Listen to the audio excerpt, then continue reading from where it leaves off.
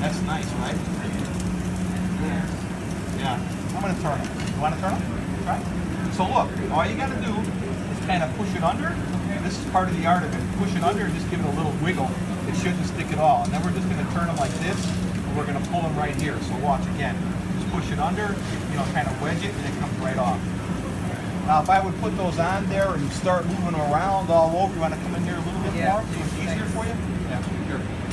So it doesn't actually release itself like typically It does, because it's like you're searing scallops in a pan. If you put them in there and start moving them around, they're going to stick, right? Because you're not letting it heat and pull that apart, caramelize and pull apart.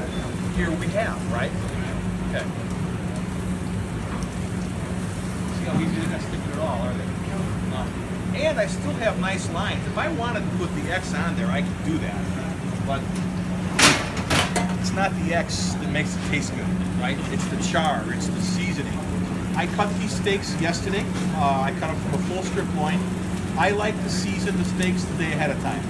I always use a coarse salt. I use Montreal steak seasoning. I love that stuff. I don't know why.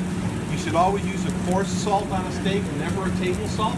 All a table salt's going to do is melt off with this type of heat. But a coarse salt stays there. And the reason I like to do it the day before is because that salt, and I use Lowry steak seasoning also because I like the way that caramelizes on there. The salt actually kind of dries the flesh of the meat, okay? And it gives me a better sear, which I get that because it just sits overnight and dries that like that. That's how I like to do it.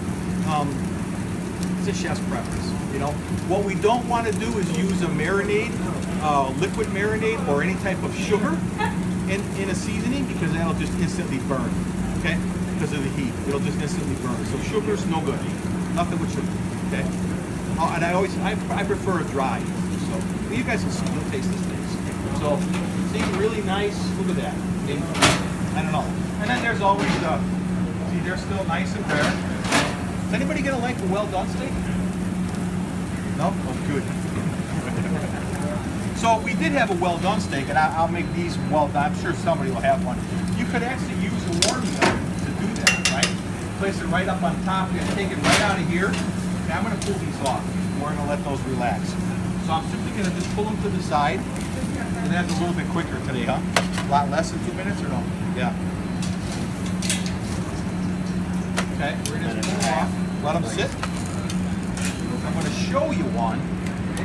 So anyway, well done. I would just take this now and I would pop it up here. I'd put it either on a sizzler plate or just put it right on this grate. It's not gonna do anything. It's just gonna burn right off.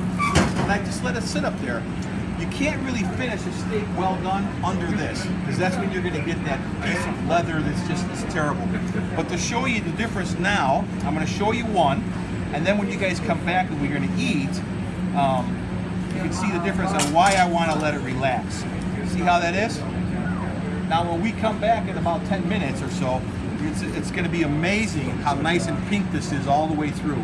It's the most important part. I'm telling you guys, if you don't let that steak relax like that, you're just not going to get a good product, okay?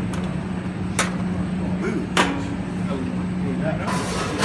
We won't use that. Okay. All right.